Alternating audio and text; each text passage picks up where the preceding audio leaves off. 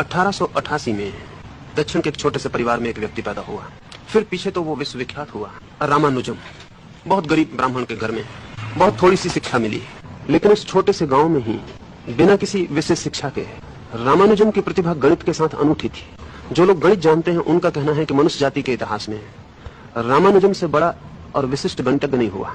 बहुत बड़े बड़े गणितज्ञ हुए, पर वे सब सुशिक्षित थे, उन्हें गणित का प्रशिक्षण मिला था, बड़े गणितज्ञों का साथ सत्संग मिला था, वर्षों की उनकी तैयारी थी। रामानुजम की न कोई तैयारी थी, न कोई साथ मिला, न कोई शिक्षा मिली।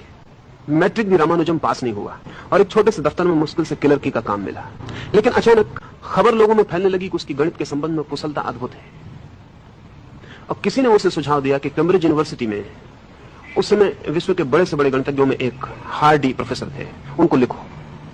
उसने पत्र तो नहीं लिखा, ज्यामिति की 150 थ्योरम बना के भेज दी। हार्डी तो चकित रह गया, उतनी कम उम्र के व्यक्ति से उस तरह के ज्यामिति के सिद्धांतों का अनुमान भी नहीं लग सकता था। उसने तत्काल रामानुजम को यूरोप बुलाया और जब रामानुजम कैम्ब्रिज पहुंचा तो हार्डी, जो कि बड़े से बड़े गणितज्ञ था उस समय के विश्व का, वो अपने को बिल्कुल बच्चा समझने लगा। रामानुजम की क्षमता ऐसी थी जिसका मस्तिष्क से संबंध नहीं मालूम पड़ता है। अगर आपसे कोई गणित करने को कहा जाए तो समय लगेगा। बुद्धि ऐसा कोई भी काम नहीं कर सकती जिसमें समय ना लगे। बुद्धि सोचेगी, हल करेगी, समय व्यतीत होगा। लेकिन रामानुजम को समय ही नहीं लगता था। यहां आप तख्ते पर सवाल लिखेंगे, वहां रामानुजम उत्तर देना शुरू कर देगा। आप बोल भी ना पाएंगे पूरा और उत्तर आ जाएगा। बीच में समय का कोई व्यवधान ना होगा। बड़ी कठिनाई खड़ी हो गई, क्योंकि जिस सवाल को हल करने में बड़े से बड़े गणितज्ञ को 6 घंटे लगेंगे ही, फिर भी जरूरी नहीं कि सही हो। उत्तर सही है या नहीं इसे जांचने में फिर 6 घंटे उसे गुजारने पड़ेंगे। रामानुजम को सवाल दिया गया और वो उत्तर देगा, जैसे सवाल में और उत्तर के बीच में कोई समय का क्षण भी व्यतीत नहीं होता है। इससे एक बात तो सिद्ध हो गई थी कि रामानुजम बुद्धि के माध्यम से उत्तर नहीं दे रहा है। बुद्धि बहुत बड़ी थी भी नहीं उसके पास, मैट्रिक में वो फेल हुआ था। कोई बुद्धिमत्ता का और लक्षण भी ना था।